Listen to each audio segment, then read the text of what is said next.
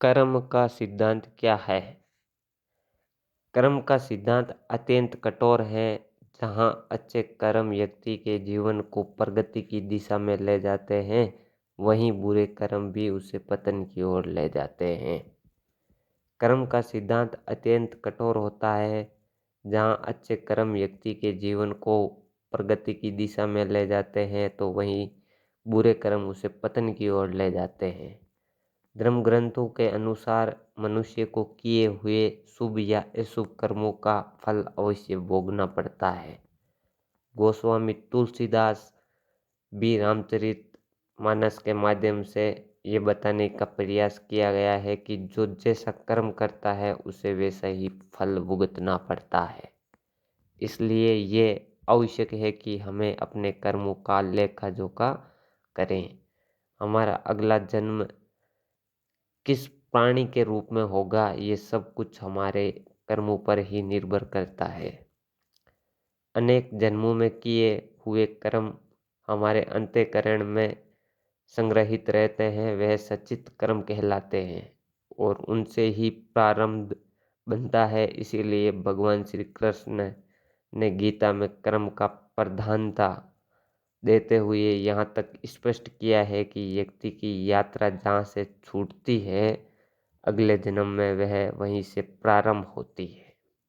जो प्रकृति के नियमों का पालन करता है वह परमात्मा के करीब है, लेकिन ध्यान रहे परमात्मा भी मनुष्य के रूप में अवतरित होता है, तो वह उन सारे नियमों का पालन भी करता है जो सामान्य मनुष्य के लिए हैं। लौकिक और पारमार्थिक कर्मों के द्वारा उसे परमात्मा का पूजन तो करना चाहिए, पर उन किए हुए कर्मों और संसाधनों के प्रति अपनी आसक्ति न बढ़ाए। मात्र ये माने कि मेरे पास जो कुछ भी है उस परमात्मा का दिया हुआ है। हमें निमित्त मात्र हैं तो बात बनते देर नहीं लगती। कर्म को पूजा मानते हुए व्यक्ति जब रोग दोष को नहीं मिटा देता है, तब उसके स्वभाव की शुद्धि होती है। उसके लिए समूची वसुधा एक परिवार दिखती है और उसका हर कर्म समाज के हित के लिए होता है। साधारण तौर पर हम कह सकते हैं कि कर्म किए बगैर व्यक्ति किसी भी क्षण नहीं रह सकता।